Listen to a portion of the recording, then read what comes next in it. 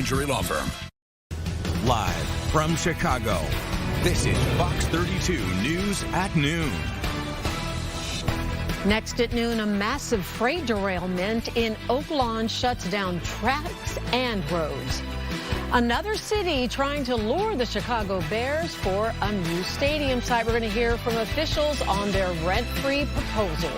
Good afternoon, everyone. Thanks for joining us today. I'm Sylvia Perez.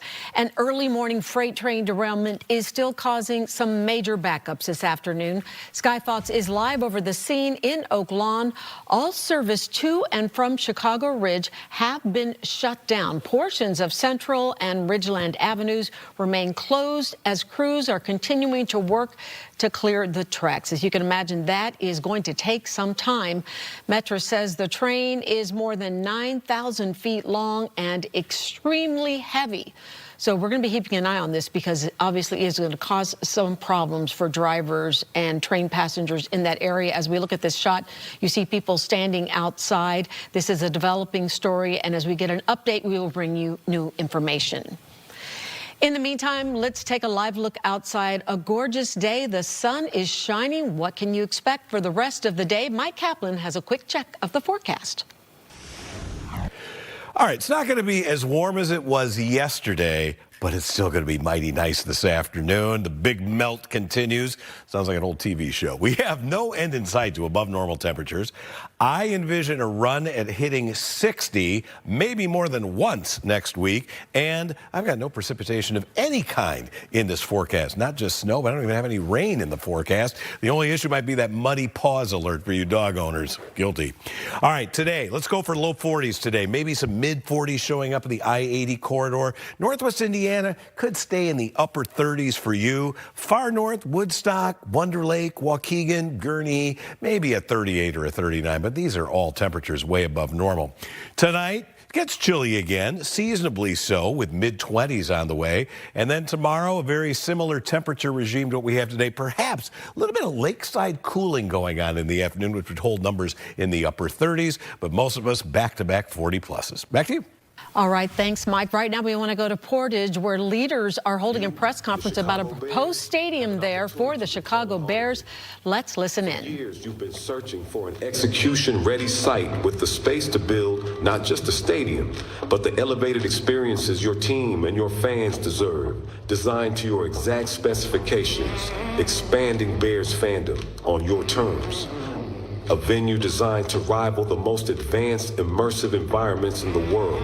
Built to host Super Bowls, global events, and the biggest moments in sport and entertainment. And bigger than that, over 300 acres to activate.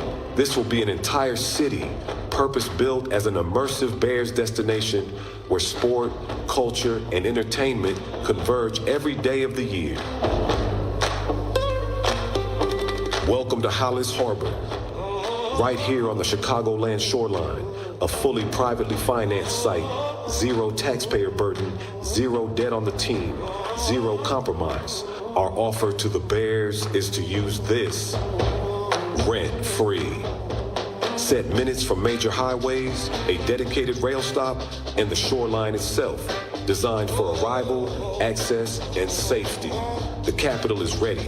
The land is available now. Shovels can be in the ground as soon as June 2026. The only variable left is the decision to move forward. It's a destination with its own identity, its own gravity, and a future worthy of the Bears' legacy. And when you're ready to act, there's nothing standing in the way. Hollis Harbor, your destination awaits.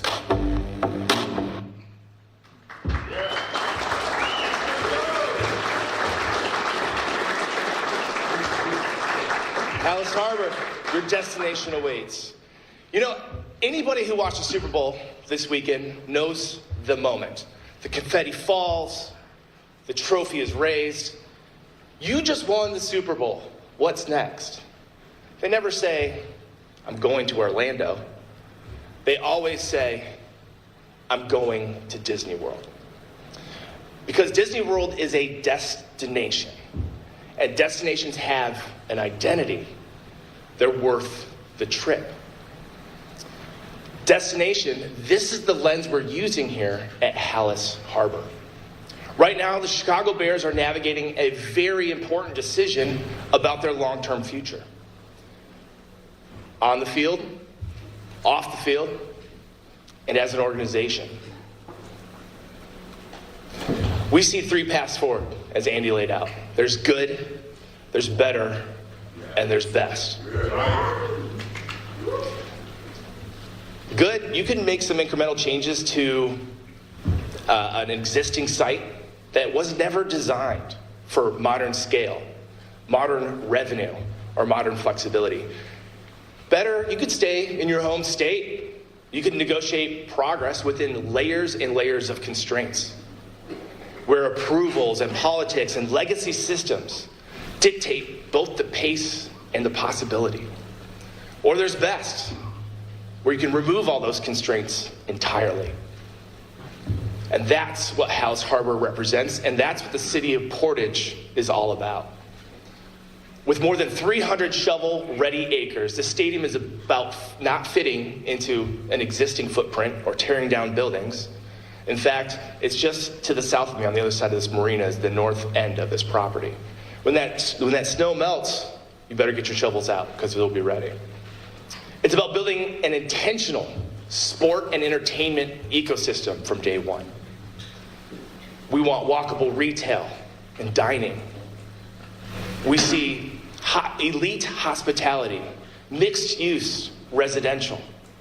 We see high-rise condos connected underground by tunnel straight into the stadium. This is a venue and a village designed and ready to host the Super Bowl. Hallis Harbor is located right here in Chicagoland, on the lakefront. You can go by road, less than 45 minutes from downtown. By rail from Millennium Park to here, our dedicated rail stop, less than an hour.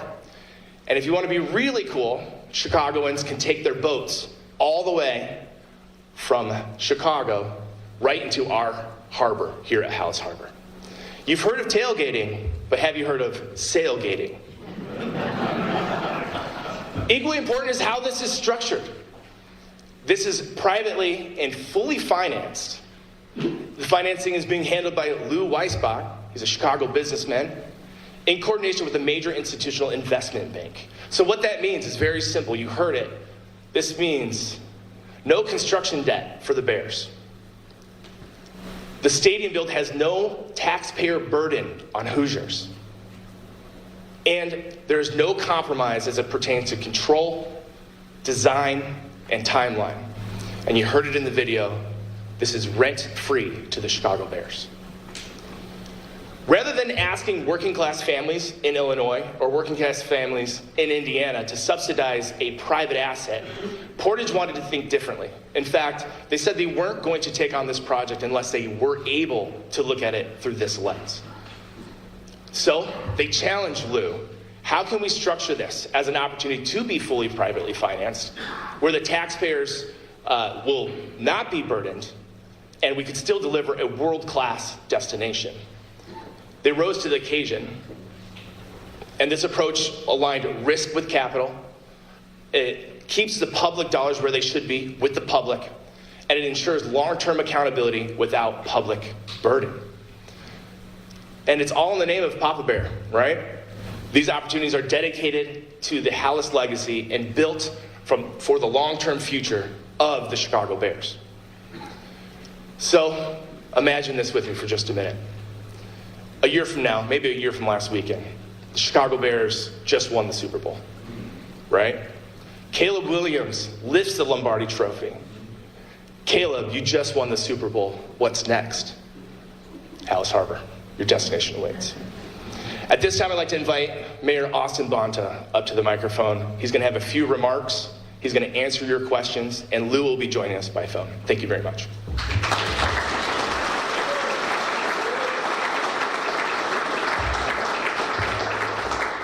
Thank you, Wade, and thank you to everyone for being here today. Thank you to Marina Shores for making this available. It's a wonderful event center.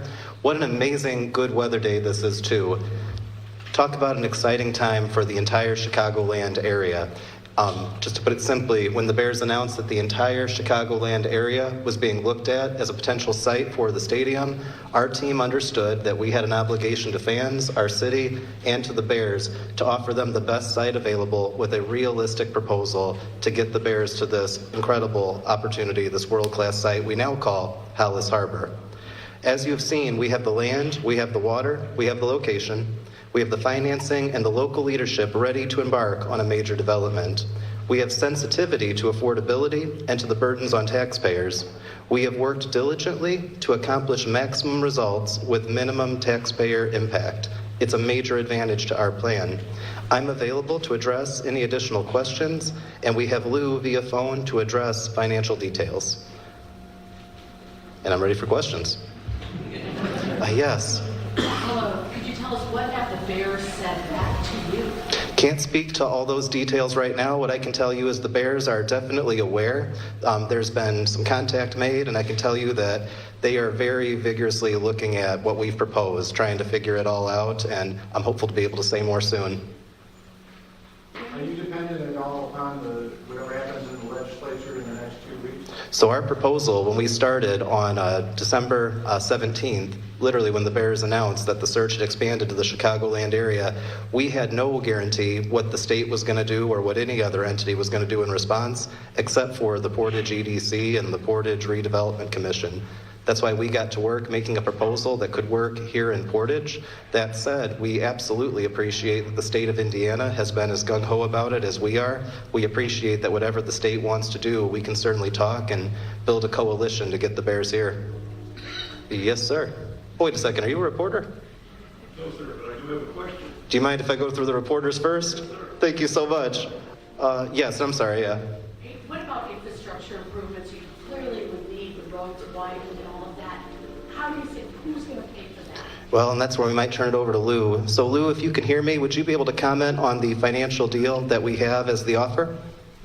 I'm happy to. First of all, I can't hear the question, so I just. Oh, I apologize. So Lou, could you explain the financial offer, the financial deal that your company has put together to be able to finance the stadium and the infrastructure around it? I'll be happy to. So briefly, what I wanted to say to everybody is that the mayor reached out to me and made clear that he was unwilling to move forward, and the city of Portage was unwilling to move forward unless there was a structure that did not put the burden on the taxpayers of Indiana. And we were able to take the process that we have, that we're working on multiple stadiums in multiple Major League sports, not only in America, but in Europe as well. And because of the challenge the mayor gave us, we altered it in a way that has never been done before, so that there's real security relative to the funds that are coming to build the stadium of the Bears' dreams. And I would add to this is that Kevin Warren is a friend of mine and a wonderful guy, and I look forward to meeting with him and the governor of Indiana to go over details and finalize things. Lou, could you explain? So we have been listening to a news conference from Portage, Indiana. Right now we're listening to Lou Weisbach talk about the financial investment that's going to happen. But they are pushing hard to make the Bears come to Portage, Indiana at a lakefront stadium. They started this news conference with an incredible video showcasing what would happen. Here's what we know that they're saying that they could make happen. This would be called Hallis Harbor. It would be located on the lakefront, and they hope to break ground if they were to get approval between June 2026 of this year, and it's located between Route 12 and I-94. This would be a 300-plus acre site. Again, it would be on the lakefront, which is why they are calling it Hallis Harbor, and it also would include retail, shopping areas, condos, and they said it would be less than 45 minutes for Chicagoans who were driving and less than an hour if you were to come by train. So this is a hard push by Portage, Indiana, which is yet another Indiana city that has decided they want the Bears to come to their area. Hammond, of course, being the other location. They have already laid out what the architectural site would look like, and they're saying most importantly, and I think this is what really is kind of blowing everybody's mind, that this would be rent-free for the Chicago Bears and that taxpayers would have minimum, if any, investment in this. So this is a developing story. Paris is going to be talking to us a little bit later coming up, and we're going to get into this a little bit more, but incredible news to see what Portage is trying to do to get the Bears to come to their home. We're going to take a break, and we'll be right back. Donald Trump.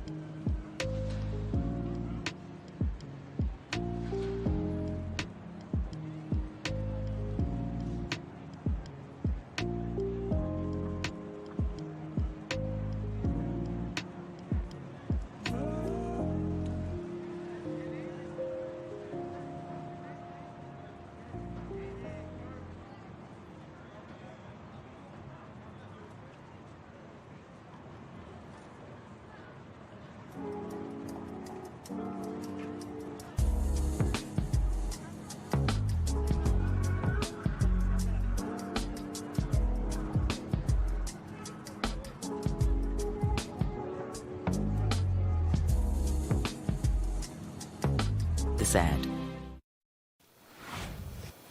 Welcome back. It's 12:17. Some major updates overnight at the search for Nancy Guthrie, including Pima County deputies detaining a man for questioning before finally releasing him hours later. Amalia Roy is live in Tucson, Arizona, with the latest updates in this case. Amalia, what can you tell us? Good afternoon, Sylvia. Investigators searched a house in Rio Rico last night. That's a community about an hour south of Tucson. It belonged to a man named Carlos. This is the same man deputies detained and questioned after a traffic stop. He later spoke to Fox News, and he says that he delivers packages in the Tucson area, but that he has nothing to do with Nancy's disappearance. Did they indicate that you might have been on her property? You're not sure? Nah, they just came up. They until right now, all I know is that they show my in-law a picture of somebody wearing a mask or something, and they supposedly look like my eyes. Carlos also said investigators took his phone, but he doesn't know if they took anything from his house. Meanwhile, it feels like this investigation has picked up speed since yesterday when the FBI released doorbell security video from Guthrie's house showing an armed man wearing a mask and gloves walking up to Nancy's door. This person tries to block the camera, first with their hand, then with some plants. FBI Director Kash Patel says it took a long time to recover this video, initially thinking it was lost, corrupted, or inaccessible. A retired FBI investigator told Fox it's incredible they recovered anything. The fact that they were able to data mine this, to plumb the depths of all that metadata and pull this out and do it in, I know it seems like 11 days is a long time, but the massive amount of data, LJ, it's a miracle that they were able to pull this out. FBI Director Kash Patel says at this point there are multiple persons of interest. The FBI is offering $50,000 to anyone who has information that leads to them finding Nancy or that leads to an arrest or conviction for whoever was involved in her disappearance. In Tucson, Arizona, Amalia Roy, Fox Chicago. Amalia, you kind of referenced this, but it seems like things are starting to progress very fast. We have the video that was released yesterday. We saw that you interviewed the person who they arrested and then released, or not arrested, but they took him in for questioning. Tell me, as you've been covering this story, what is the impression that you are getting now about how this case is moving along? What I have seen is that from the beginning, it was surveillance video that people were trying to crack. That they needed to see whatever security video they could get their hands on. And it was 9 days with almost, it felt like nothing. And then all of a sudden, yesterday morning, our time, we get this alert that the FBI was going to be releasing security video after spending all of that time trying to recover it and getting that first glimpse into a possible suspect. To this day, we still do not have an identified suspect or person of interest, but this felt like a major shift. This is something we've also heard from former law enforcement who have spoken to Fox, who says that even that difference, it creates this major shift in this investigation. And so, yes, yesterday there was someone who was detained, who was questioned and released, but they're also saying that there are more tips coming in and they are following those leads. One more question for you. Have they said anything else about when the next news conference or the latest update will be? Because I know initially, early on, they said they would not be holding any more until they had something new to report. Have you heard anything else? I reached out to the Pima County Sheriff's Department this morning, wondering if there were any briefings for today. They did say that there are none planned at this time, but any updates they will let the media know and tell everyone over X. Okay, thanks so much, Amalia Roy. Thanks for joining us and giving us that report. In other news, the airspace around El Paso, Texas is now back open after the FAA announced a 10-day closure. The Trump administration says that closure was tied to Mexican cartel drones. The FAA now saying there is no threat to commercial flights. A similar flight restriction was made around the Santa Teresa, New Mexico area, which is just about 15 miles away from the El Paso airport. For the first time in a decade, Canada is recovering from a mass shooting at a school. 10 people were killed, including the suspect. 25 others injured. This shooting happened yesterday at the Tumbler Ridge Secondary School. That's about 600 miles north of Vancouver. Officials believe the shooter, a female, acted alone, leaving police and the local community searching for any answers. The people of Tumbler Ridge remain in a state of crisis following one of the worst mass shootings in our province's and country's history. This is a devastating day for a close-knit community, and the loss being felt is profound. The ages of the victims, as well as a motive for the shooting, remain unclear. Let's take another live look outside as we see sunny skies, a little bit of haze out there, but for the most part, not too bad. Mike Kaplan has the forecast. What a perfect sunny day we have. Okay, it's not going to be as warm as it was yesterday when we topped out at 49 degrees, but low 40s with sunshine and hardly any wind. Take it this time of year. We can get some pretty nasty weather. The other interesting thing, a lot of times when we have these warm-ups in wintertime, they're accompanied by quite a bit of cloud cover. That is not going to be the case here, and not just today, but I'm looking straight down the road here in the next week. Yeah, there'll be some clouds. Like we'll see some cloud cover today in Michiana, but for the most part, we're looking at a whole lot of sunshine on the way, and that goes for today. Now, we move through the nighttime hours. We'll go from clear to maybe partly cloudy. Some of that cloud cover coming in off the lake. And as I mentioned earlier, there's going to be something of a lake breeze tomorrow, and that may pin a little bit of cloud cover right up against the western shore of the lake, and that'll hold temperatures down ever so slightly. But most of us are going to see a whole lot of sunshine tomorrow, and temperatures again that are going to be well above normal. As we look ahead to Friday, bright sunshine, and with all that sunshine out there, I think Friday is going to be an even warmer day. I don't see why we can't hit 50 degrees on Friday. Today, settling for a 42-degree high temperature. Northwest winds at about 5 to 15 miles per hour. That bright sunshine really going to feel good out there without much wind. Looking at the 7-day, look at that Valentine's forecast. 52 with mostly sunny skies, and it gets even warmer. Could be close to 60 degrees here next Tuesday. Back to you. All right, thanks, Mike. A family is taking action after their son was injured during football practice. We'll hear their story coming up.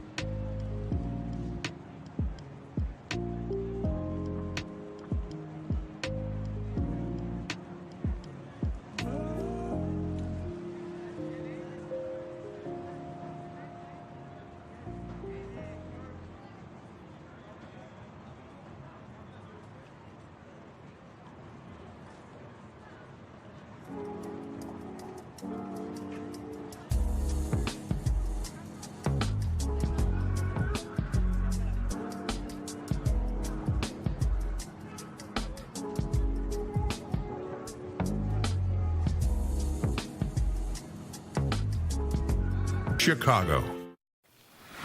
Welcome back. It's 12:27. A Valparaiso family says they plan to sue the Valparaiso School District after it failed to properly care for their son after a football practice injury. Brett Gansky has more. He looked completely just out of it. Jason Solomon described how his son Malachi looked after football practice last week Monday. Minutes before, he got this text message describing what happened after a football drill. Dad, I'm hurt. I'm hurt. I'm scared and I don't know what to do. I'm hurt. I'm watching coaches come out and I'm like, where's my son? Where's my son? He didn't even know there was a player left behind. He didn't know there was a player hurt. Solomon said he found his son alone in a gym with an ice bag on his right wrist. So no one from the school called? No one's called.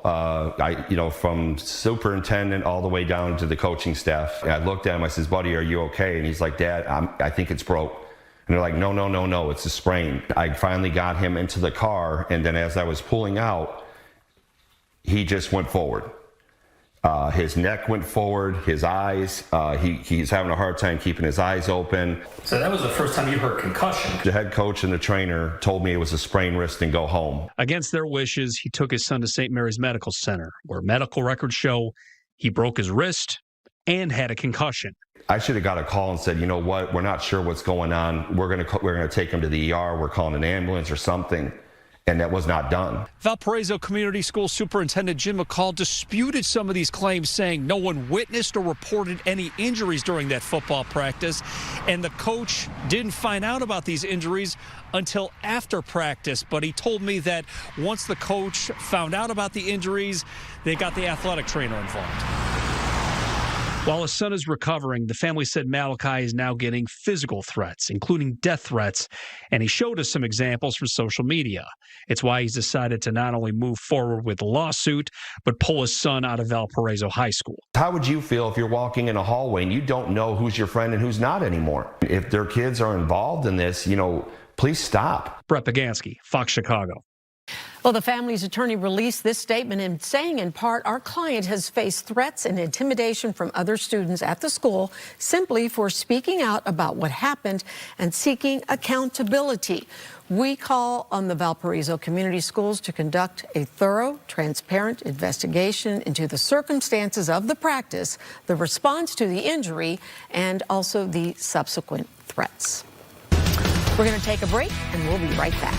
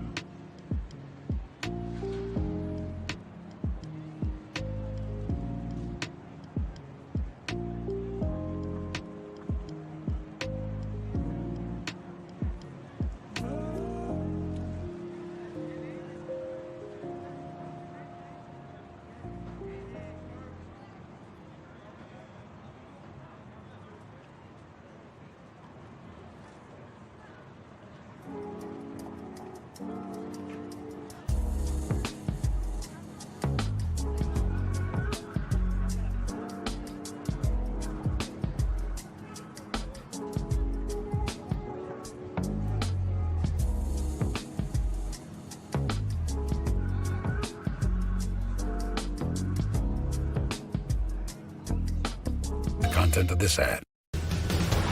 Welcome back. It is 12:33. Here's a look at some of the stories we're following for you this afternoon. A freight train derailment is still causing major backups. All service to and from Chicago Ridge shut down. Portions of Central and Ridgeland Avenues remain closed to crews who are working to clear these tracks. As you can see, it's going to take some time.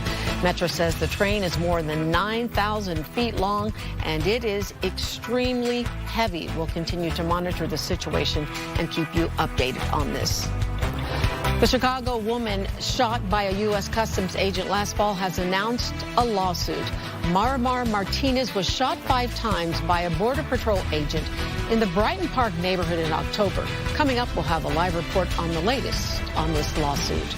Right now, let's find out what you can expect with the forecast. Mike Kaplan standing by with that. All right, so the bad news is it's not going to be as warm as it was yesterday. The good news is it is still warmer than normal. The snow, it is all melting away. And in a way, sometimes if it gets really warm very quickly, that leads to flooding issues. That's not the case here. Let's go for low 40s today. I think we can hit 42 for the official high at O'Hare, maybe a 43 at Tinley Park in Lamont, Schaumburg, Palatine, maybe a 41, perhaps a degree or two cooler along the North Shore. Our model's going for upper 30s in parts of Lake and McHenry County, including Crystal Lake, Antioch, and Mundelein. I wouldn't be surprised if you get to 40 there also. A little farther west, you get into Kane, DeKalb County. I think that's good for low 40s there around Lily Lake, Elburn, Pingree Grove. Let's go south. And this is where temperatures today should get into the mid 40s. I think we're looking at a 45 at Wilmington, Gardner, Morris. Yorkville, you'll be in that mid 40 club as well. Maybe only a 43 around Frankfort, Manhattan, and New Lenox. Northwest Indiana, how about this? Not as warm, but south of the K3 River, I think you're good for low to mid 40s. Maybe a slight bit cooler the farther north you go toward the lake. Michigan City, New Buffalo, maybe a 35 or 36. But this time of year, it's not lake effect snow. High pressure is our benefactor. It is going to keep us high and dry today. It's going to effectively steer that system away from us tomorrow. That is a mist to the south, pretty much the way all the storm systems are going to be here moving forward, and that includes a bigger storm system over the weekend. So it's no precipitation, warmer than normal temperatures till further notice, and the real warmth. I mean, you think it's warm now, and look at what's coming up here in the 7-day. Today, 42, sunshine. Tonight, 25. It won't be sunny, but it'll still be mainly clear to partly cloudy. That's seasonable. The 7-day forecast characterized by a whole bunch of 50-somethings, including Valentine's weekend. And that Tuesday temperature, 58, could be 60-plus Wednesday and Thursday. Thanks for that. Of course, we want to go back to our top story you saw at the top of the noon newscast here. Portage, Indiana, throwing in its hat to get the Bears to move out there. And what a show they put on, Paris. They had an incredible video to start. They're saying it's going to be called Hallis Harbor, 300 acres, rent-free, minimal to no cost to taxpayers. How realistic is this? What a feeding frenzy here right now. Everybody's jumping in on the Bears stadium search. You know, you had Iowa throwing themselves out there, and now Portage, Indiana. And yeah, you're right. I mean, a very well thought out press conference and plan from the mayor. Developments, hotels, high-rises, shopping malls, parking lots, the harbor, as you said, taking the boat. Yeah. Sailgating, as the mayor said. I love that. And it sounds like the whole thing hinges on this philanthropist and financier, Lou Weisbach from Chicago, who's independently wealthy, who has come up with a way to, I guess, have a group finance this privately and then just have the Bears play there rent-free, so no cost to taxpayers, no cost to the team. But how realistic is that? I don't know. I've never heard of an arrangement quite like that in the NFL. I mean, usually it's either the NFL owns the team or a public body owns the team. So this would be something new. The questions I have are, as we are all learning about this right away, is like, do the Bears want to enter into a business with another wealthy philanthropist, and are they going to keep the profits? This Weisbach person, is he going to control what else gets programmed? I don't know that the Bears want to lose that level of control. And to this point, the Bears have said there is one site in Indiana that they're looking at, Hammond. Okay. That site in Wolf Lake. And so until I hear differently from the Bears, it's still just between Hammond and Arlington Heights. I think it's a nice vision, obviously. The mayor, any mayor of any town around here, wanting to, get a little bit of attention, score some points, and say, like, we're on the ball. Probably it's a good idea that they throw their hat in the ring and say, here's our proposal, and why not? Why not shoot your shot, as people say? And like you said, feeding frenzy. Wow, they really put this together very seriously. The architectural drawings, they had all of this. Okay, so let's go back over what's happening with the Bears now, because it all started with Arlington Heights. Yeah. Then we heard about other places. You talk about it all started with a dream. Right? And then we're talking about Hammond, and now it's Portage. Okay, what's going on right now? And let's talk about, realistically, where does Arlington Heights now fit compared to Hammond? And are you feeling like Hammond is the one that they're leaning towards? I would say that Arlington Heights still has to be the favorite here. And we reported earlier this week that the Bears have been meeting with representatives from the governor's office and state lawmakers almost on a daily basis now, hammering out details. And they do as they said to me, they're closer, okay? So on the big issues of infrastructure spending and then getting some tax certainty, as Kevin Warren has called it, the CEO, they're in agreement on the idea of that. It's just hammering out the specifics. But Hammond is in play, and Indiana has passed their bill, which would be financially more attractive to the Bears because the state's going to pay for a bigger chunk of it. But the House Speaker in Indiana has said, we want the Bears to commit before we pass this. And there's only 2 weeks left in their legislative session. And so the Bears would have to commit in the next 2 weeks. It's like a big game of chicken. So Indiana wants the Bears to commit. The Bears want Illinois lawmakers to get a bill out there already and vote on it, or also say, no, we will walk and go to Hammond. So I still say Arlington Heights the favorite, Hammond second. Portage would have to be a massive, massive, massive Hail Mary. Very intriguing proposal. It is. And we're going to try and talk to Mr. Weisbach some more, track him down. Track him down. Very well-known Chicago philanthropist, so we'll have to find out more about what his plan is. Of course. But it's kind of fun to see what's going on. We of course are all hoping the Bears stay here, but let's see what happens. I think the city is definitely out of the running at this point, unfortunately, for the Chicago dwellers. Yeah. Okay, thanks for that breakdown, Parrish. We'll be right back.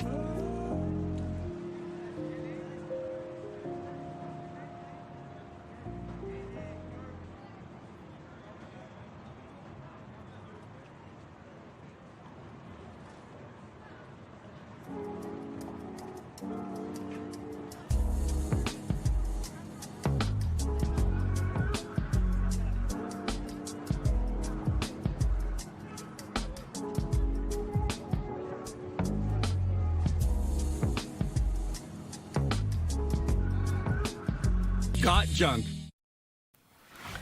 Welcome back. It's 12:43. The Chicago woman shot by a U.S. Customs agent last fall has announced a lawsuit. Marmar Martinez was shot 5 times by a Border Patrol agent in the Brighton Park neighborhood in October.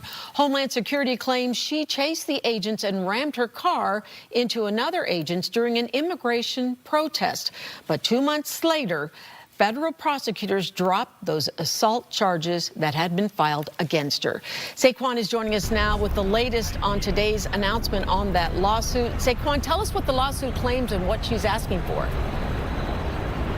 Yeah, and I think it's worth noting that this was just an announcement of a federal civil lawsuit, right? So really what those attorneys for Martinez has said is that this is really only the first step in filing that civil lawsuit. What we understand is that today they will be filing what's called an FTCA claim. And basically the government agency then has 6 months to respond and respond by either approving or denying those claims with all the evidence that's been presented. Now, if they don't take any action at all by not responding, or if they just deny those claims, then they will have to wait 6 months to actually be able to file that civil lawsuit. It's a very complicated process, especially when you're talking about the legal systems here. There's obviously a very procedural way that things have to be done here. But the attorneys were saying that, you know, once they do file that civil lawsuit, they will be seeking tens of millions of dollars for the emotional damage that Miramar Martinez has been going through and experienced. So once again, first step in a civil lawsuit that will be filed, likely it's 6 months or so. Okay, glad you clarified that for us, Say. So her attorneys, though, let's talk about what's in this lawsuit, because I'm hearing that they're claiming that there's some new evidence that's going to show that an agent had actually lied to the FBI about firing those 5 shots into her front windshield. What else can you tell us about what's involved in the suit itself? Yeah, they actually presented about 7 or 8 claims made by the federal government, which they all debunked, and they had proof of this. I mean, they showed evidence with pictures and videos and text messages, but really, you talk about the bullets that went through the windshield. In that picture that they presented, the attorneys for Martinez, we did not see a single sign of a bullet going through the windshield. In fact, we saw bullet holes through the windows of the passenger side, the back seat area as well. So that is where all of the bullets went through. Once again, we are not seeing any signs of bullets that went through the windshield. In fact, the windshield was pretty much completely intact. Meanwhile, the windows of the actual car itself were blown out at that point. Well, I'm sure we're going to be hearing more. She has kind of been an advocate and a proponent speaking out against ICE. She's appeared before Congress. I understand she is going to be at President Trump's State of the Union address later this month with Chuy Garcia. Saquon, thank you for joining us and telling us what's been going on with that. We'll talk to you later. And we'll be right back.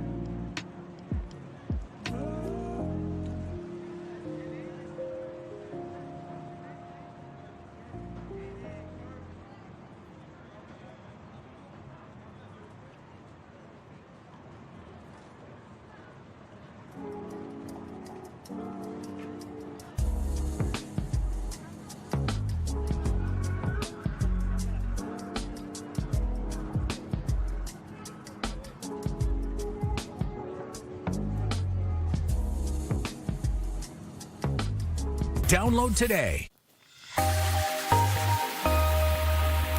Welcome back. Northwestern Medicine has received a huge donation, it says, to keep it on the leading edge of heart care. It is $50 million from Neil Bloom, who has been a big supporter of the hospital for years.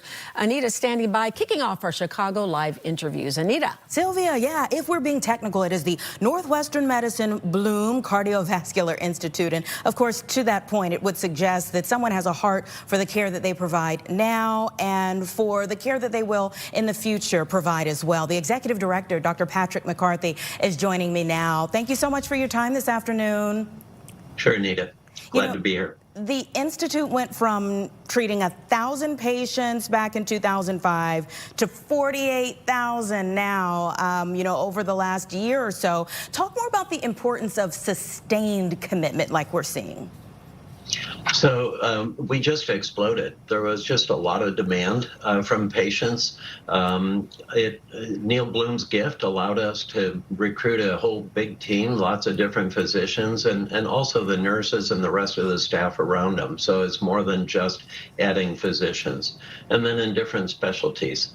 So it's been an incredible 20 years. And so we're talking now about, well, what do we do for the next 20 years? And so we're so grateful to Neil Bloom and his family because they're going to support us again as we do this. So his total giving now is $138 million. And it's allowed us to accomplish many things that we just really even would have been able to guess we'd be able to do 20 years ago. That is such a huge blessing. And you mentioned kind of setting you up for the future. You all are always ranked among the top 10 heart programs in the nation, among the top 20 cardiac surgery centers in the world, which means you have to keep improving. What are maybe a few, just give us 3 maybe, specific initiatives for this latest donation? Well, we're always interested in artificial intelligence, and we do think that in the next several years that's going to revolutionize the care that we give. I don't think that it's going to be that patients won't be seeing their doctors or continuing to have that relationship, but we're calling it augmented intelligence. The doctor is going to have this at his beck and call, and it's going to help that doctor be a better doctor. It's also going to be working behind the scenes, and so it's going to allow the patient to make appointments, to get medical records quicker, get films read, all sorts of things. That, and then we're always pushing towards minimally invasive type procedures instead of open heart surgery like what I do. Well, please continue, keep doing what you all are doing. It's helping so many people either extend their lives, saving their lives and doing so many other things. So we appreciate what you do. Congratulations on the added help doing it as well. Have a great rest of your day.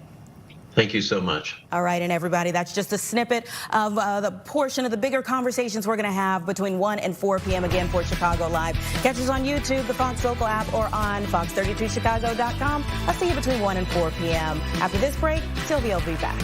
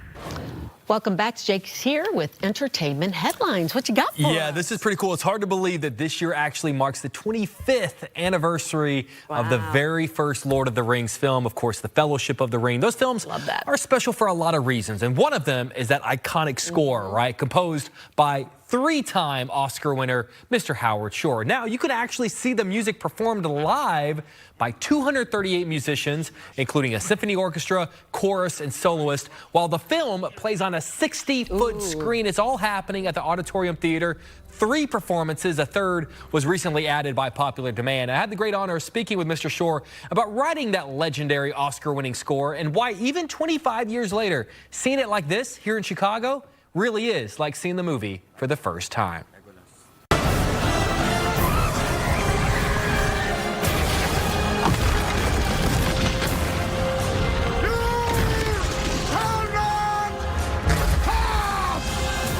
Even if you've seen the movie a million times, when you see it with the orchestra playing the music live, it's like the first time you've ever seen it in your life. And I'm curious, why is that? Why is this presentation in Chicago going to be like the first time we've seen a movie that is now celebrating its 25th anniversary? Well, they belong together. The music and the film are now together. And when you see the film with a live orchestra playing the score, you're seeing the music in a new way, and you're hearing the film in a new way. It's very exciting. It's amazing when I first went to see it, how the colors from the screen just radiate through the cinema. The greens, the reds, the blues, the colors of the music and the film coordinate with each other in a way that's very exciting. You've never quite seen that before.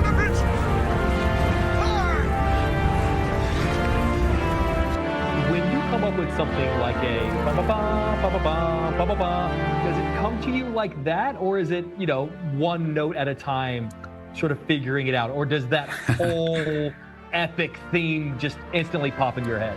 Sometimes they arrive like that, like a gift from Christmas. Here's your gift, Howard. Other times you've got to, there's work involved. Composition's not easy, but I've been doing it since I was a child. So it was a very natural process to me. And here I was writing film music and I had this great book to work with.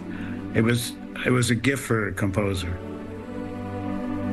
You can see The Fellowship of the Ring in concert at the Auditorium Theater on March 13th and 14th. There will be 3 different performances. Auditoriumtheater.org for more information. In addition to doing Lord of the Rings, he did most of the films of Martin Scorsese, David Fincher. He did Silence of the Lambs, and also he was the very first music conductor and director for, in the 70s, he got hired. He was there on October 11th, 1975 for the very first episode of Saturday Night Live. Really? Yeah. Love it. Okay, so fun. We'll be right back.